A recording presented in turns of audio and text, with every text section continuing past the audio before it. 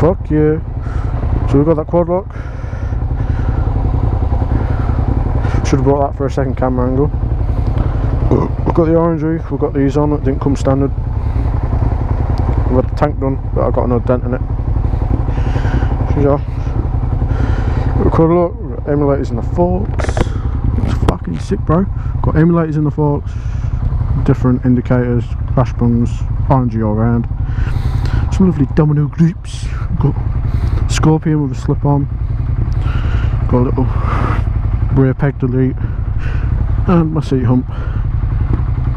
And some nice stickers on the wheels. Oh, and braided lines. And rebuilt calipers and master. Because when you get an old bike, you got to do shit like that. But yeah, we really.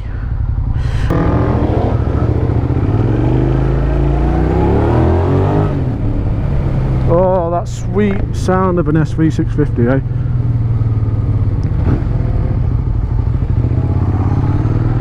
Right, so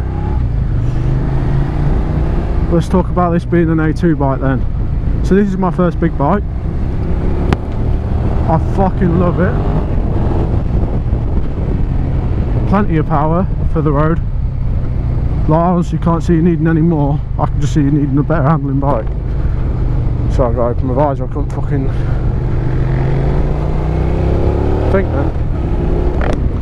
Yeah, I don't see you needing a better bike. Well, you need a better handling bike for the road. Like, this is a bike produced in 99 to 2002. So she's got some age on her. She's an old girl. She's almost as old as me. I'm a year older than her. So she's 21.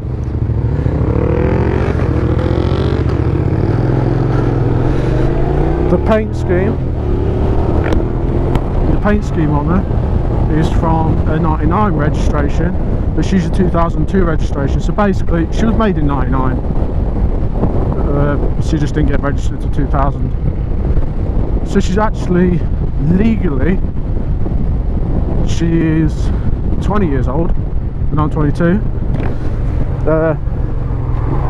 But by her colour, shown when she was made, because they didn't make a yellow 2000s.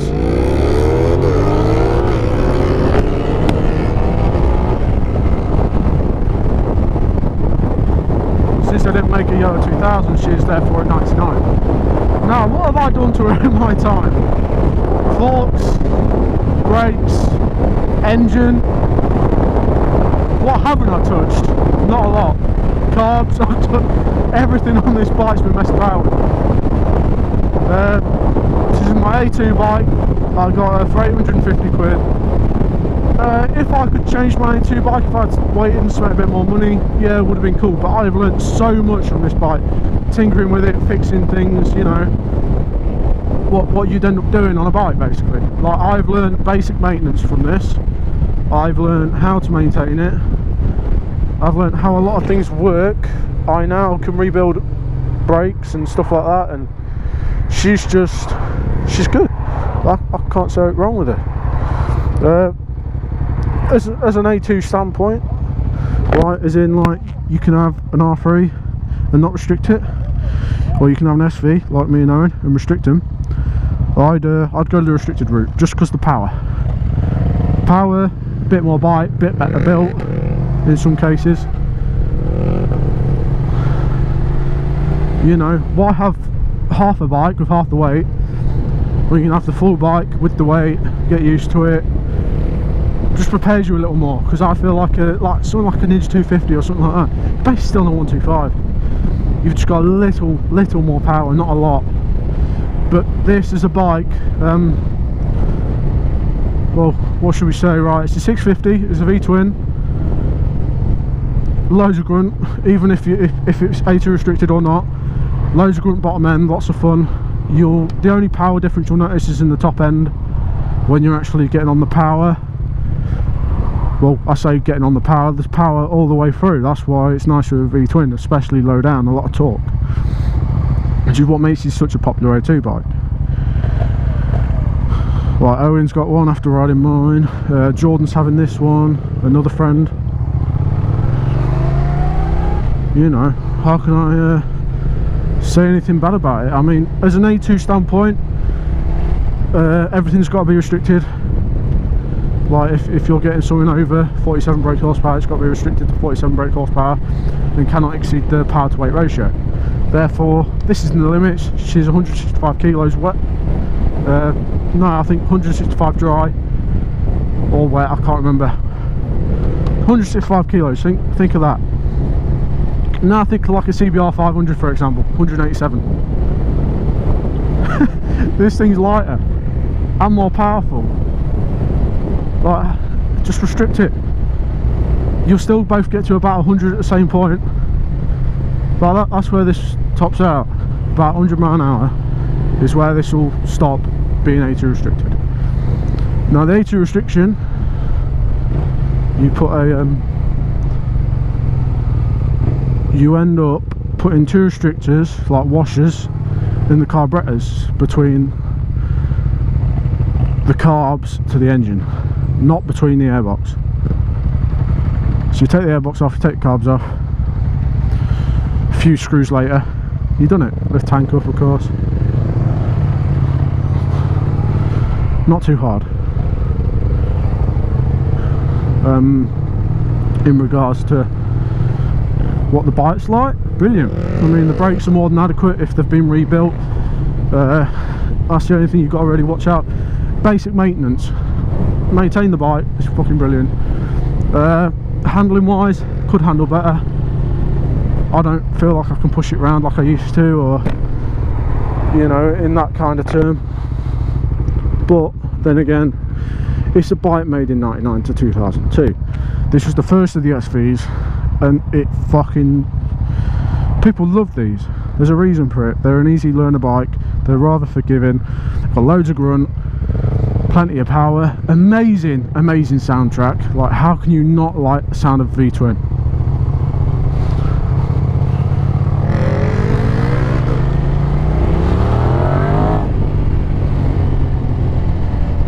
Like, easy power, loads of fun. I'd suggest tank grips on something like this.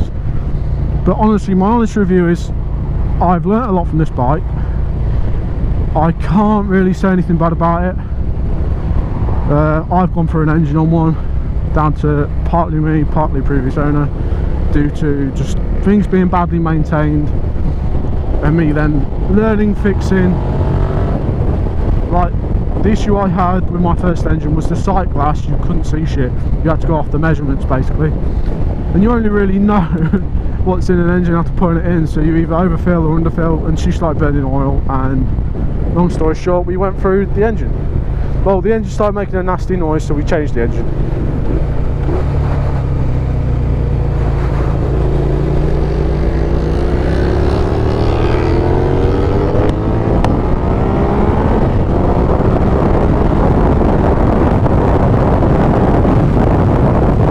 Still got 2 more gears to go. The wind doesn't get to you because it's nice, semi-faired. You can buy the full fairing if you want it. They're not standard on the bike. This is an S, so it's not naked. I put rear sets on it to change the stance because I wanted something sporty being on A2, and you haven't got much of an option unless you're buying a brand new bike on a sporty A2 bike. Most things you'll find that are older aren't that sporty. They may be called an S, but it's not a sports bike. It's not lent over. You're still rather upright. You're a little over. It's more like a sports tourer than a sports bike. We're going to indicate, boys. We're going left, are we?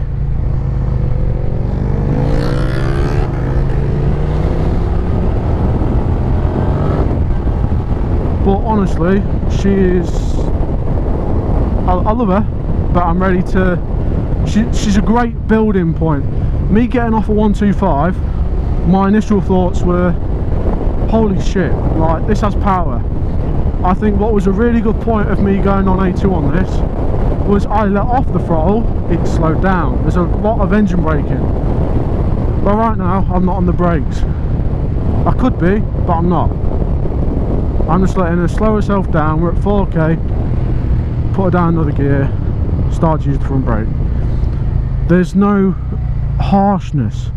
The only way you're going to shit yourself is by grabbing a handful of throttle when it's cold or something. Like, you'll be fine. Are we going right, Joe? Are we going straight?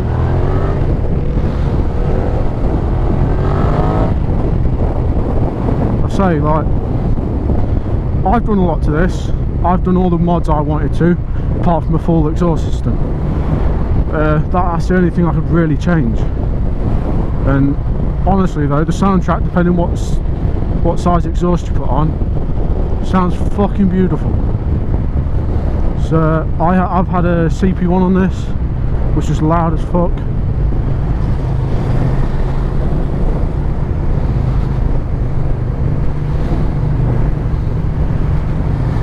Hey, yeah, I've had the CP1, which is fucking loud as fuck. Owen's got an SB1 on there. Beautiful sound. About to go past our favourite Triumph dealer. This was busy earlier. Right, it's fucking quiet now, look at that.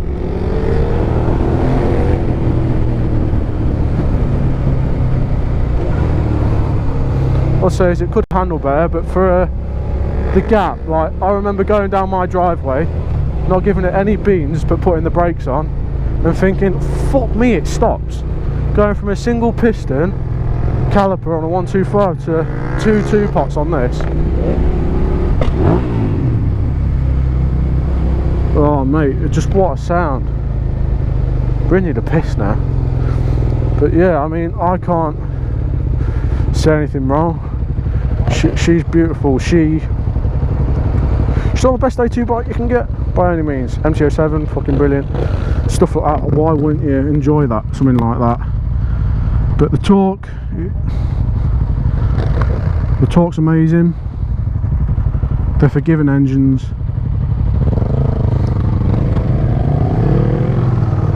Everything's relatively easy to get to and work on. By Haynes manual, best thing you'll ever do. The sound. What else can I go over? The engine braking, 10W40 oil, much to say. I mean, they're amazing engines, they're so smooth. Like, I've just flipped that up into neutral with like a tickle of my foot. Seat height, I'm short, I'm 5'8", look at me, flat footing it. Owen's hired his this morning, so much better. You know, everything's so easy. Going from a 125 to a like 600cc bike, like restricted, everything's just there when you need it. Like, you haven't gotta get in the top end of the revs to get anywhere. If you drop it down a gear, yeah, awesome, you'll fly by. I mean, how can you not enjoy it? Like on these, you don't get tail tidy. It's got this massive fucking thing, like big under tray. You actually have to change the under tray or cut the under tray to change that. I put a pyramid plastics one on, fucking beautiful. Sorted that right out. I mean, bike wise, why wouldn't you like it? Like, the 0 to 60 isn't mint. Like, you ain't gonna be sat around waiting. Bike's forgiving. You can obviously upgrade components and it'll be a bit better, but like everything, these bikes are built on a budget. You think what was available in 99 to 02? Not a lot. Carbs, no fuel injection yet, apart from maybe on a few bikes, I don't know. And then you think about everything else you get on it. She's got this lovely tubular alley frame, which was like everyone creamed over at the time. I'm going back to Tesco. We went Tesco before yours, Joe. Well, I'm going in for a piss then. And then we'll go Fiskerton. The bike definitely enjoys some better fuel every once in a while. So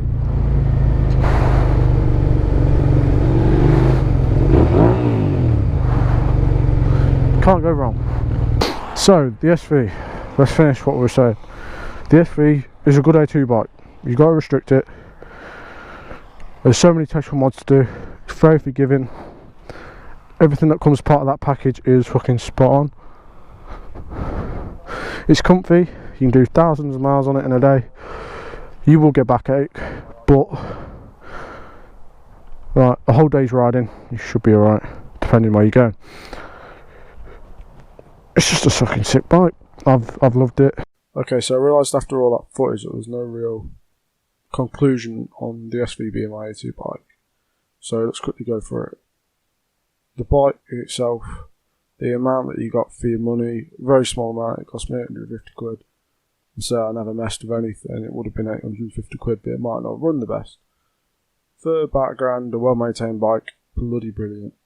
Couldn't follow it. The value you get for your money in the amount of bike you get, and like the affordability, the insurance, everything on it was just cheap. And I can't emphasise that enough compared to these new A2 bikes that are on the market. They're just expensive, and if they're restricted from the ECU or from factory, you've then got another issue of like, once you've finished your licence, you've got no more bike to play with. For example, an SV, you de-restrict, you've got like another 20 brake to play with, which may just tide you over till you're there, like going, right, I can now afford my dream bike or whatever. But all in all, I loved the SV. I did a lot of miles on it. I think about 10, 15,000, and I learnt a bloody lot from tinkering with it because I was always taking bits apart down to the day before it went. But yeah. Anyway, if you guys enjoy this type of motovlog type things, I'm going to try continue to produce something like this. Let us know what you think. Peace.